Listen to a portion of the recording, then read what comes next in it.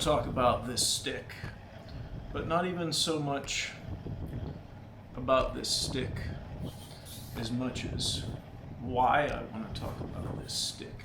It's weird. It's always in that corner, and even I'm looking at my little screen here. It's weird that it's not back in that corner because it's been back there for like 2 or 3 years. It's almost back there as much as Melissa's Snuggie or Snooky or thing blanket with arms is always in that corner. But this thing is a stick. It's a good stick.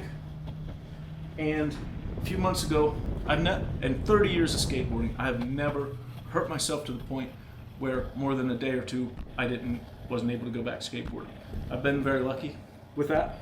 But I was doing, like 2 months ago or so, I was doing the 100-kilometer ride for the IDSA challenge. Everyone should do that. And 20 kilometers in, I heard a pop in my foot that I push with mostly. And I thought, well, either that'll quit hurting or it won't.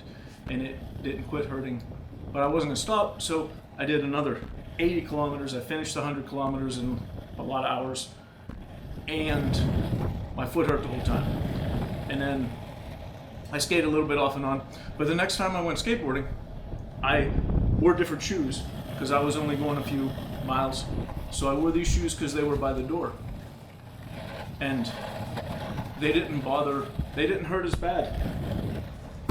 And I knew my foot still hurt, but they didn't hurt as bad.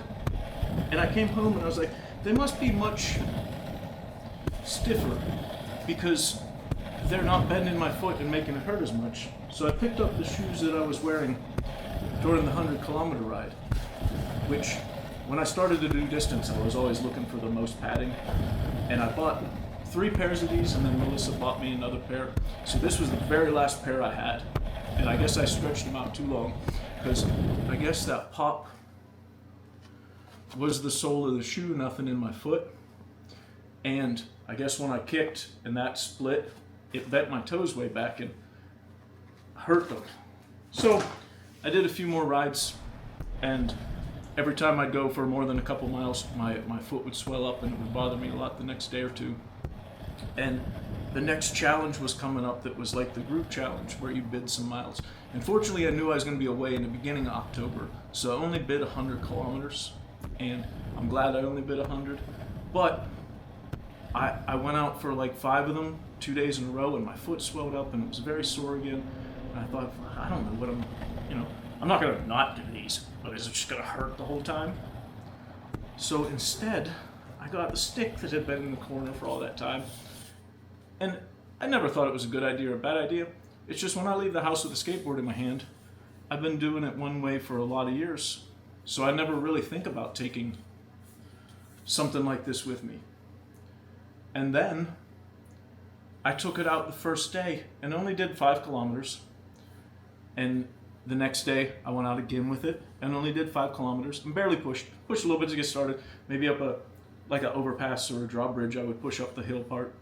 And I thought my arms would be sore, and it surprised me. My arms never got sore from it at all. After the second day, my back felt a little tight, which I'm surprised because I know my core is the strongest part of me, but my arms never bother me. So that, the next couple days later, I did 7 and 8 KMs, and then a couple days later I did 10, 15. So I ended up finishing my 100 kilometers for the month, which isn't very much, but thanks to this stick, which I very much appreciate now and I'm going to spend more time playing with, it was a lot less hurty than if I would have had to kick it because of my stupid shoe failure. So the lesson learned, I guess, don't try to make your shoes last too long. It's just I can't get this style anymore. But, and second lesson learned, the stick is fun.